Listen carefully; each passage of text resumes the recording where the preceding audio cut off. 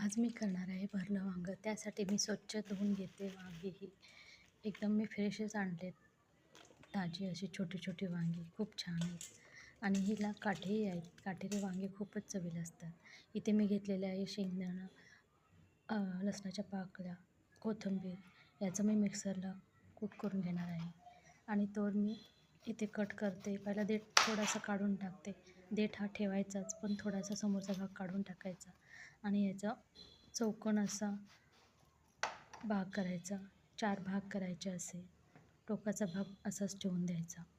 सगळी वांगी मला इथं व्यवस्थित कट करून घ्यायची आहेत आणि या वांग्याला जी चव असते ती एक वेगळीच असते. काट्याची वांगी कधीही तुम्ही घेत जा. परत मी इथं स्वच्छ धुतलेले आहेत वांगी. हा जो मी कूट करून घेतलेला आहे, थोडंसं पाणी टाकणार आहे आणि थोडं असं घट्टच याचं मिश्रण बनवायचं आहे की वांगं आपलं भरताना की ते असं पसरत वगैरे नाही आहे. त्याच्यामुळे पूर्ण कूट हा एकदम घट्टच बनवायचा आहे. थोडं असं पाणी टाकून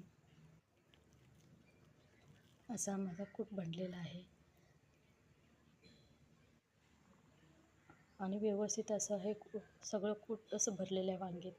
थोडंसं तेल टाका, त्यात थोडंसं लसणाच्या पाकळ्या टाका, तुमच्या चवीनुसारच. तुम्हाला जर जास्त आवडत असेल लसूण तर जास्तही टाकू शकता. मग ही वांगी अशी तेलामध्ये सोडायची आणि तेलामध्येच अशी सुंदर परतून घ्यायची की ते पूर्ण असं फ्राय झालं पाहिजे वांगं तेलामध्ये. आता मी सांगण्याचा उद्देश की तेलामध्ये फ्राय झाल्यामुळे ह्याची ही चव एक वेगळीच असते. जर तुम्ही तसंच तेलामध्ये न फ्राय करता पाणी वगैरे टाकलं तर ते व्यवस्थित चवीला लागत नाही. पूर्ण तेलामध्ये हे फ्राय करायचं.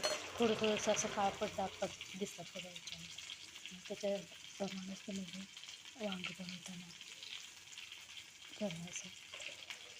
आणि चवीनुसार तिखट मीठ वगैरे टाका. परत थोडंसं फ्राय करून घ्या. थोडंसं फ्राय करून झाल्यानंतर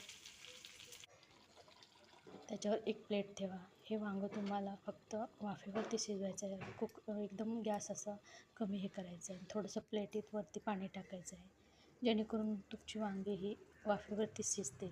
असं हे वांगं माझं खूप छान असं तयार झालेलं आहे. आणि थोडंसं मी इथं बघते चाकूने की व्यवस्थित शिजलं आहे का. हे व्यवस्थित शिजलेलं पण आहे. असं हे एकदम चवीला खूप छान आपण भाकरीबरोबर खाऊ शकतो. माझ्या मुलाने भाकरी बनवायला सांगितले ह्या वांग्याबरोबर खायला, कारण प्रत्येकाची आवड वेगळी वेगळी असते.